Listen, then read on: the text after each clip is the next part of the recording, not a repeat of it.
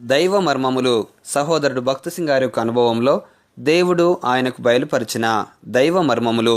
ఈ దిన భాగము ఫిబ్రవరి 3 చదువుచున్నాను. నేను వారిలో నివసించున్నట్లు వారు నాకు పరిశుద్ధ స్థలమును నిర్మింపవలెను.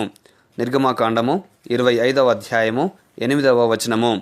ఆదికాండము 28వ అధ్యాయంలో దేవుడు యాకోబునకు తెలిపిన విషయమునే కొన్ని వందల సంవత్సరముల తర్వాత మరీ వివరముగా సీనాయి పర్వతము మీద ప్రత్యక్ష గుడారపు రూపముగా మోషేకు బయలుపరిచెను.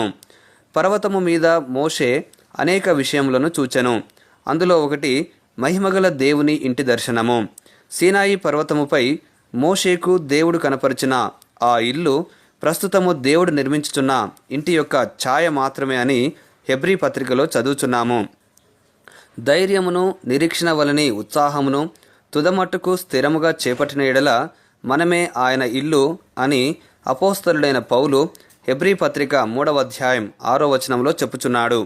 దేవుడు నిర్మించుచున్న ఇంటిలో మనకు పాలిభాగము ఏ విధముగా లభించును? మీరు నేనెవరినని చెప్పుకొనుచున్నారని ప్రభువైన యేసుక్రీస్తు శిష్యులను అడిగాను. అందుకు పేతురు, నీవు సజీవుడవగు దేవుని కుమారుడవైన క్రీస్తు అని చెప్పెను. అందుకు యేసు, పరలోకమందున్న నా తండ్రి ఈ సంగతి నీకు బయలుపరచనే గాని నరులు నీకు బయలుపరచలేదు. ఈ ప్రత్యక్షత అను బండ మీద నా సంఘమును కట్టుదును అని చెప్పెను. క్రీస్తును గూర్చి మనకు అవసరమైనది శరీరానుసారమైన ప్రత్యక్షత కాదు గాని ఆత్మానుసారమైన ప్రత్యక్షతయే.